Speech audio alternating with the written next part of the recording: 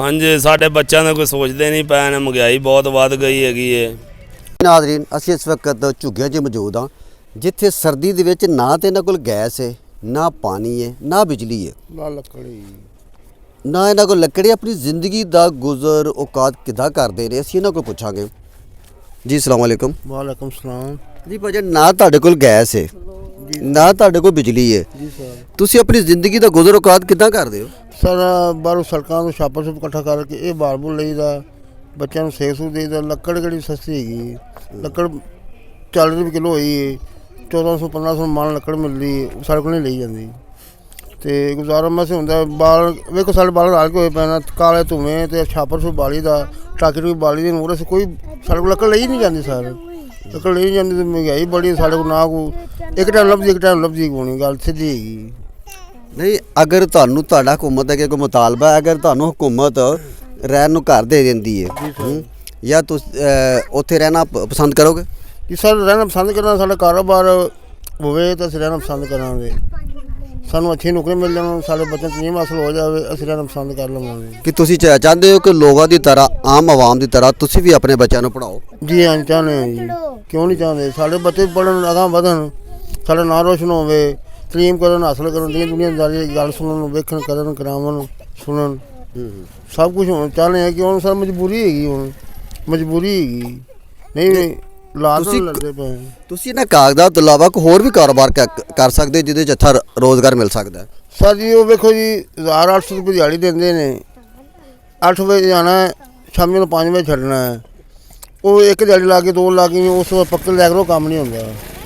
ਨਹੀਂ, ਜ਼ਿਆਦਾਤਰ ਇਹ ਵੀ ਹੁੰਦਾ ਹੈ ਨਾ ਕਿ ਜਿਹੜੇ ਝੁੱਗੀ ਵਾਸਤੇ ਸੁਣਿਆ ਕਿ ਜ਼ਿਆਦਾਤਰ ਲੋਕ ਨਸ਼ੇ ਕਰਦੇ ਨੇ ਤੇ ਬੀਬੀਆਂ ਇਹਨਾਂ ਦੀਆਂ ਕੰਮ ਕਰਕੇ, ਜਿਹਦੀ ਵਜ੍ਹਾ ਤੋਂ ਇਹ ਅੱਗੇ ਤਰੱਕੀ ਨਹੀਂ ਕਰ ਪਾਉਂਦੇ। ਇਹ ਸੱਚ? ਸਰ ਜੀ ਇਹ ਨਸ਼ੇ, ਇਹ ਝੁੱਗੀਆਂ ਨੂੰ ਨਹੀਂ ਕਰਦੇ, ਨਸ਼ਾ ਤਾਂ ਆਮ ਸੀ ਹੈਗਾ। ਉਹ ਤਾਂ ਪ੍ਰੋਪਰ ਬਿਲਕੁਲ ਪੱਕੇ, ਲੇਕਿਨ ਜ਼ਿਆਦਾਤਰ ਕਿਹਾ ਜਾਂਦਾ ਹੈ ਕਿ ਜਿਹੜੇ ਜ਼ਿਆਦਾਤਰ ਝੁੱਗੀਆਂ 'ਚ ਰਹਿੰਦੇ ਨੇ ਨਾ, ਇਹਨਾਂ ਦੇ ਬੰਦੇ ਜਿਹੜੇ ਨੇ ਇਹ ਨਸ਼ਾ ਜ਼ਿਆਦਾ ਕਰਦੇ ਨੇ ਤੇ ਔਰਤਾਂ ਕੰਮ ਕਰਦੀਆਂ ਨੇ। ਨਹੀਂ, ਸਾਰੇ ਗਲਤ ਬਿਆਨ ਹੈਗਾ।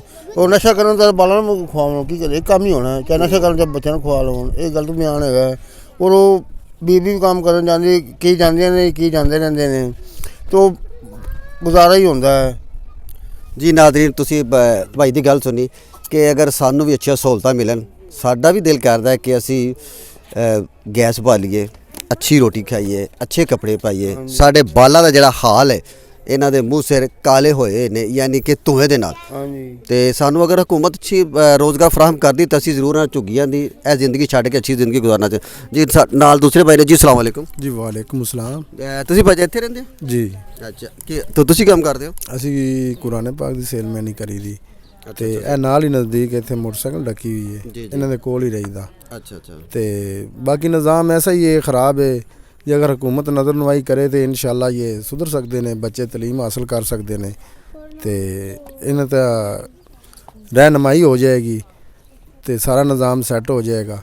ਦੇਖੋ ਨਾ, ਹੁਣ ਕਾਗਜ਼ ਇਹ ਬਾਲ ਕੇ ਤੇ ਬੱਚੇ ਅੱਗ ਸੇਕਦੇ ਨੇ, ਇਹ ਕੋਈ ਨਿਜ਼ਾਮ ਤਾਂ ਨਹੀਂ। ਦਾ ਨਾ ਲੱਕੜ ਖਰੀਦੀ ਜਾਂਦੀ, ਮਹਿੰਗਾਈ ਦਾ ਦੌਰ ਹੈ, ਨਾ ਆਟਾ ਖਰੀਦਿਆ ਜਾਂਦਾ।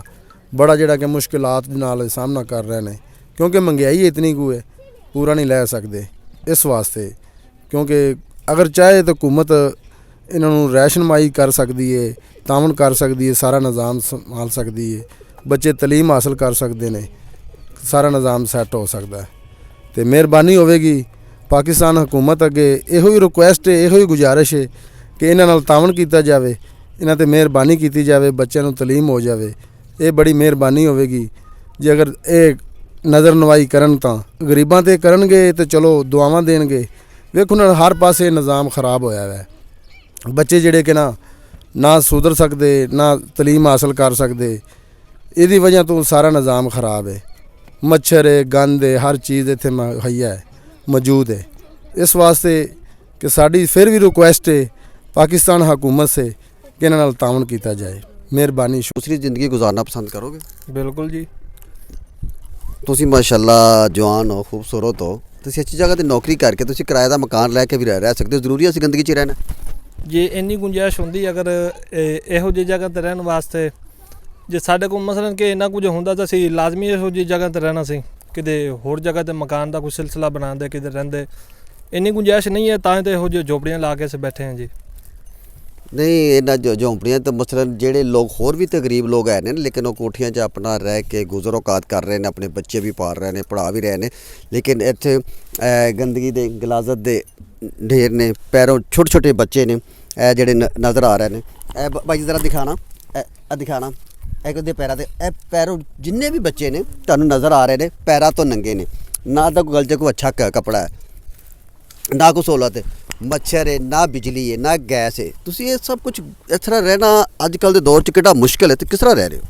ਬਸ ਜੀ ਦੇਖ ਲਓ ਫਿਰ ਰਹਿਣਾ ਪੈ ਜਾਂਦਾ ਇਨਸਾਨ ਨੂੰ, ਅੱਲਾਹ ਪਾਕ ਜਿਸ ਹਾਲਾਤ 'ਚ ਵੀ ਰੱਖੇ ਠੀਕ ਹੋ ਗਿਆ। ਤੇ ਅਗਰ ਇੰਨੀ ਗੁੰਜਾਇਸ਼ ਹੁੰਦੀ ਸਾਡੇ ਕੋਲ ਕੋਈ ਰਹਿਣ ਬਹਿਣ ਦੀ ਜਾਂ ਖਾਣ ਪੀਣ ਦੀ, ਬਸ ਸੱਜੀ ਦਿਹਾੜੀ ਕਰੀ ਜੀ, ਸੱਜਾ ਕਮਾ ਕੇ ਖਾ ਲਈਦਾ ਜੀ, ਇਹਨੇ ਇਸ ਤੋਂ ਵੱਧ ਸਾਡੇ ਕੋਲ ਗੁੰਜਾਇਸ਼ ਨਹੀਂ ਹੈਗੀ। ਨਹੀਂ ਤੁਸੀਂ ਹੁਣ ਇੱਥੇ ਬੈਠੇ ਹੋ, ਅਗਰ ਇਹ ਜ਼ਮੀਨ ਵਿਕ ਜਾਂਦੀ ਹੈ ਤੇ ਮਾਲਕ ਆ ਜਾਂਦੇ ਨੇ ਤੁਹਾਨੂੰ ਉਠਾ ਦੇਣਗੇ ਤੇ ਫਿਰ ਕਿੱਥੇ ਜਾਓਗੇ?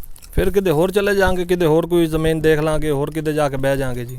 ਯਾਨੀ ਕਿ ਤੁਹਾਡਾ ਤੁਸੀਂ ਇੱਥੋਂ ਉੱਠੋਗੇ ਕਿਤੇ ਹੋਰ ਬਹਿ ਜਾਓਗੇ, ਉੱਥੋਂ ਉੱਠੋ ਕਿਤੇ ਹੋਰ ਬਹਿ ਜਾਓਗੇ, ਇਸੇ ਤਰ੍ਹਾਂ ਸਿਲਸਿਲਾ ਚੱਲਦਾ ਰਹੇਗਾ। ਤੁਹਾਡੇ ਕੋਲ ਕੋਈ ਵੀ ਸਹੂਲਤ ਇੱਥੇ ਵੀ ਅਸਰ ਨਹੀਂ ਸਰ ਸਾਡੇ ਕੋਲ ਸਹੂਲਤ ਕੋਈ ਵੀ ਕਿਸੇ ਕਿਸਮ ਦੀ ਨਹੀਂ ਦੀ। ਝੌਂਪੜੀਆਂ 'ਚ ਬੈਠੇ ਆ, ਸਰਕਾਰੀ ਪਾਣੀ ਆ ਰਿਹਾ, ਉਹ ਸਾਡੇ ਕੋਲੋਂ ਮਹੀਨੇ ਦਾ 500 ਰੁਪਇਆ ਲੈ ਕੇ ਜਾਂਦੇ ਨੇ। ਕੌਣ 500 ਲੈ ਕੇ ਜਾਂਦੇ ਨੇ? ਪਾਣੀ ਵਾਲੇ ਵੀ 500 ਲੈ ਕੇ ਜਾਂਦੇ ਨੇ, ਔਰ ਫਿਰ ਝੁੱਗੀਆਂ ਦੇ ਵਿੱਚ ਫੀ ਘਰ ਦੇ ਵਿੱਚੋਂ 500 ਲੈ ਕੇ ਜਾਂਦੇ ਫੀ ਘਰ ਦੇ ਵਿੱਚੋਂ 500 ਰੁਪਇਆ ਲੈ ਕੇ ਜਾਂਦੇ ਨੇ पानी दा। और उस तो बाद झोंपड़ियों में बैठे, कोई रोज़गार ही नहीं, महंगाई इतनी है, ना तो हमें किसी का बेनिफिट है। गरीब लोग हैं, मजदूरी कूड़ा उठा के अपना पेट बच्चों का पाल रहे हैं। तो ये लोगों को सोचना चाहिए, जब वोटिंग का टाइम आता है तो ये हमें दगाने वोट लेते हैं। तो इनको खुद सोचना चाहिए हुकूमत को कि गरीब का सास करे। महंगाई इतनी है, अगर मज़दूर 1300 कमाता है तो बीच में वो घी चीनी दालें सब कुछ खाने के लिए उधार उठाना पड़ता है। तो मेहरबानी करें आप, इनसे अपील है हमारी हुकूमत से कि हमारे गरीबों का कुछ सोचें। आटा 100 रुपये का हो गया, घी 520 का किलो है, कहाँ से लें हम? ये हमारा रोज़गार अच्छा नहीं है, हम हुकूमत नहीं सोच रही हमारे बारे। हमारी गुजारिश है हुकूमत से कि ये हमारे बारे कुछ सोचें, तो इंशाल्लाह अपील की जाए। जी नाज़रीन, तुसी सारे दोस्त हैं, तुहानूं असीं झुग्गियां दे हालात विखाए।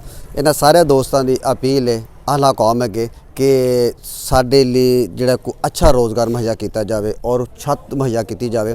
और साडे दोस्तां अगे अपील है कि तुसी ये वीडियो ज़्यादा ज़्यादा शेयर करो ताकि इन्हां दी जिहड़ी अपील आला हुकाम तक पहुँच सके, ताकि इन्हां नूं छत मुहैया हो सके।